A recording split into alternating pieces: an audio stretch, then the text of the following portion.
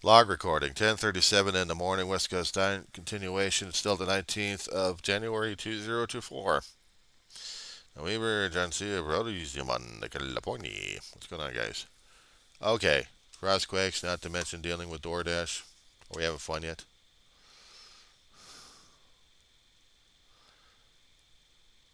I kept saying some things kept changing left and right in San Fernando Valley, and not to mention certain areas that stores shutting down left and right, locations being screwed up left and right.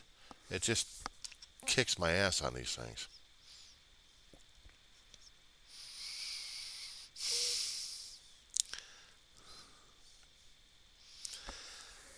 I'm hearing other things being taken off markets.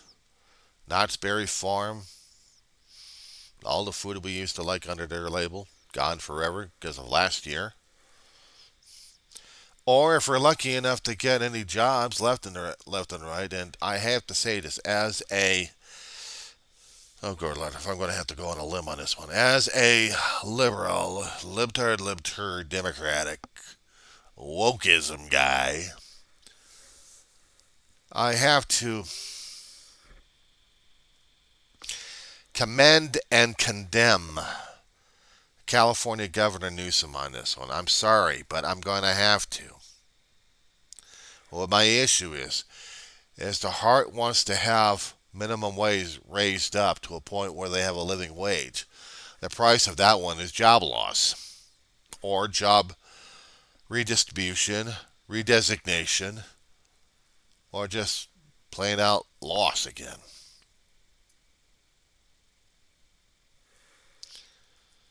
I've been there long time ago when it was a hell of a lot less than what we had right now. And trust me, $20 an hour, yeah, that would have been a dream job to start the minimum wage jobs because of price increase and everything else going on.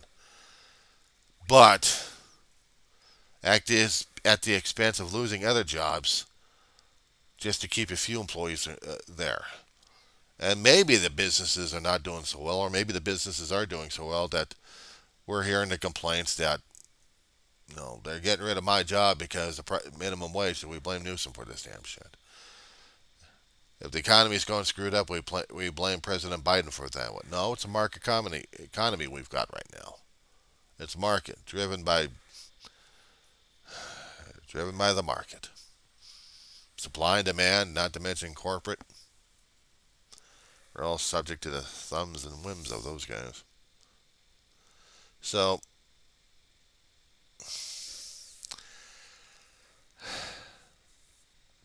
I'm still trying to deal with that. I'm still trying to deal with that. I mean, we are dealing with job losses left and right, but we have a strong economy. Sometimes I wonder if they've got the information correct or not. Now, if the Biden administration, and I'm going to have to knock on their ass on this one here, it's my job, not as a libtard, but it is my job as the guy who voted the schmuck in. I hate to call President Biden a schmuck. I know he's trying.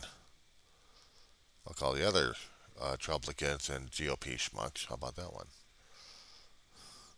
But how the market is, I don't know how the president's going to be affecting that in itself, especially when CEOs are trying to maneuver left and right, trying to keep their damn seats. And I've seen a few seats getting locked off. I'm reading about it. I've seen and read other stores closing and shuttering doors, other retail chains. Walmart in a few places, Macy's. I used to work for Macy's a long time ago. Yeah, here we go, memory lane on this one. Mid to late 90s in that territory. For about a year and a half, I worked for Macy's Northridge. A few years after the damn quake and redesign of the Northridge Mall. I worked seasonally, and then I worked part time and then full time until I got a better job.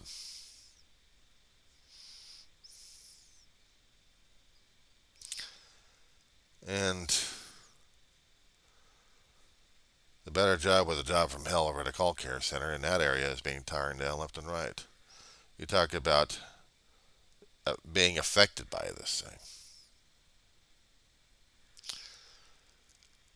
It drives me crazy at this point because I'm seeing how this is.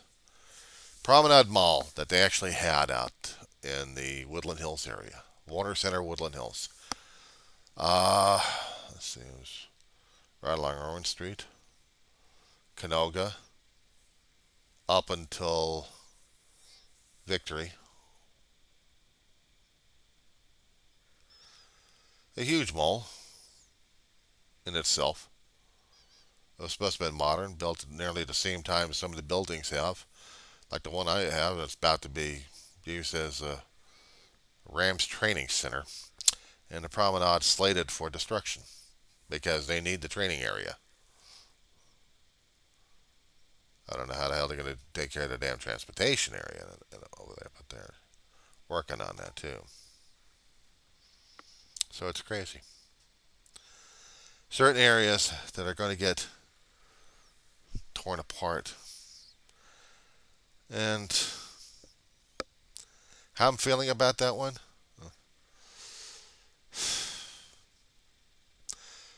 A few places I'd gone into the Promenade Mall that I liked shopping. My family had been there maybe once or twice. Topanga Canyon, we've been in there a few times. Northridge was our place in its heyday before and maybe after 94. But everything changed after that damn quake.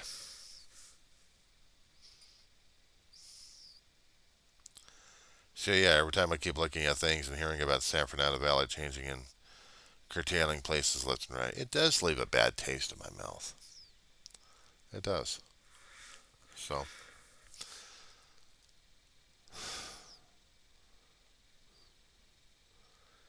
retail strong. Out here in Rosamond, we have delivery drivers, or we had delivery drivers. I don't know if we still have the delivery drivers for Domino's Pizza or Pizza Hut that we actually depend upon. I do know that we have DoorDash drivers out there. And if the other company is going to be linking in with DoorDash, they're probably getting third party, which is going to be cheaper rates at this point. But they'll still be employed. Otherwise, the other employees are going to have to be redesignated as cookers or whatever they're going to be designated as in the food industry. So it is going to be difficult for the transition. As much as it would probably like the minimum wage, $20 an hour, $15 I think would have cut it. Not 20, 15 maybe. Just not to break the businesses in the first place. Now, stated before, I had worked for companies that I worked for $3.35 an hour, and that was back in the 80s. As a teenager, working for peanuts, but still busting my ass for that damn check. I did it for $5 an hour. I did it for $8 an hour. I had jobs starting at $8 an hour and increased up to maybe $12 if I was lucky, if I stayed there long enough. Or if it was maybe just for several months and still at $8 an hour, it was still a paycheck during those days. And this was back in the 90s.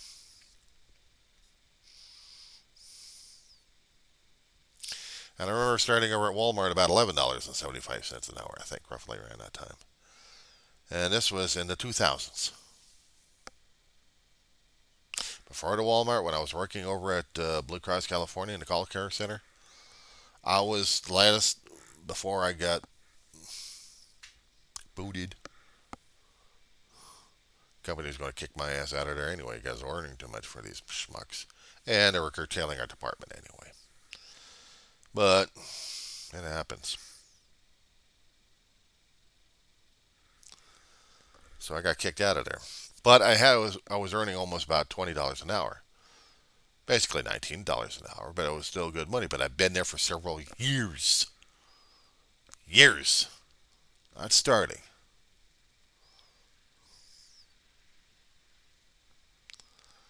I figure once you get your foot in the door in the company and you stay there and you don't bother anybody and you do your job and keep at it,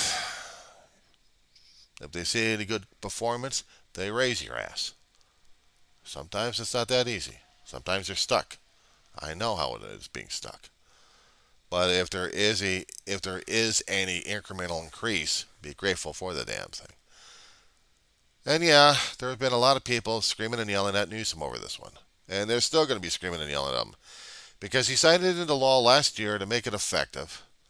We've got these businesses kicking people out or reshuffling or redesignating them. Because they can't afford it.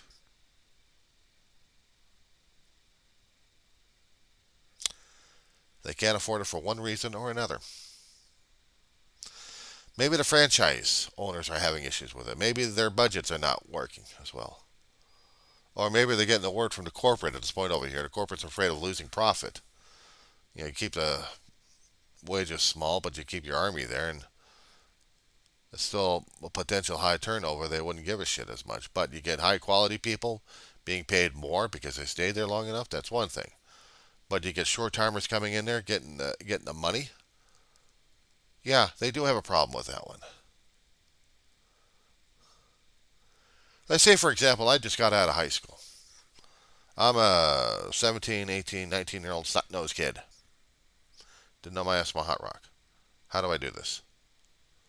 Okay, I want to get a job. I have no experience. I'm going to get my first job at $20 an hour. When I was about a 17-year-old kid working for the Los Angeles Department of Water and Power, no, not Water and Power, Park and Rec, part of the Summer Youth Employment Program back in the 80s. In the 80s, okay? 1980s. They paid you $3.35 an hour. I didn't have that much job skills except I didn't have any job skills. I didn't have a resume. But that's okay. This is where we started, ground zero. The lowest wage possible. Could have paid me at a quarter, but it didn't. They paid me $3.35. And with about a paycheck, or every week a paycheck, I was actually able to save money. And also spend a portion of it to rent. While I was working for my mother, I was being paid about, I think $5 or $8 an hour, somewhere in that territory. And I was doing about 8 hours a day at a job. I'd be paid about $60. No, let's see. 64 without taxes. Just walk out. But then again, I had to pay her $30, which means nearly half the money I had I put in my pocket. The other half was paying for rent. Or giving her a $20. We had to come to arrangements on that one. We had to. So, yes, in a heyday, wages were small, work was still fierce, workers were still looking for jobs. These days, I know, prices are so damn out there that we still need that edge to continue to afford food prices. Now, keep this in mind. There are certain state guidelines we got out here in California. I'm not quite sure about the rest of the food programs in the other states, but out here in the state of California, there are certain balances that we would actually certain limitations on the wage income that would prevent us from having food stamps. If we were actually earning well above a certain range, depending on how many people are in your household, how many dependents you've got on there, and then the rest of your financial history that you send over to the state of California, they look at their charts and graphs and figure out, okay, if you qualify, fine, but if you don't qualify, you're off of it. $20 an hour will put you well above that. And once you do, you're dependent upon the market at this point. You're depending upon your own ability to keep the job. If you're going to be able to get the job and keep the damn job. Whether or not they're going to be redesignating a job for something else is going to be up to the employer and also up to the company. But if they get you a living wage a little bit, you stay off the food stamps, and you're actually able to work, and you're actually able to earn a living, somewhat. They pay the rent and maybe a couple of bills and maybe get some food in there. So it is crazy. It is crazy.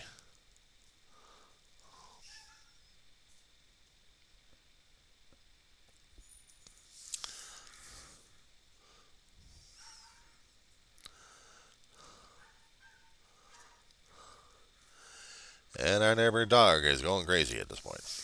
But here's the thing. If I'm working right now, and if I actually went out there and tried to work, I've got retail and I got customer service experience. But the thing is, I've been out of the game for far too long at this point. It's one thing to maybe doing about a year or two of caregiving and then getting back into the game and being physically fit for the damn thing. I'm physically and mentally screwed up on this one. There's no way I can get back into the game. That means I need to dress up for the part. Well, mostly my dress is t-shirts and the sweatpants. How is that good for a working uniform, or even for good uh, working shoes? I got tennis shoes that are comfortable enough for me to keep my aching feet in there. So how's that grab you? So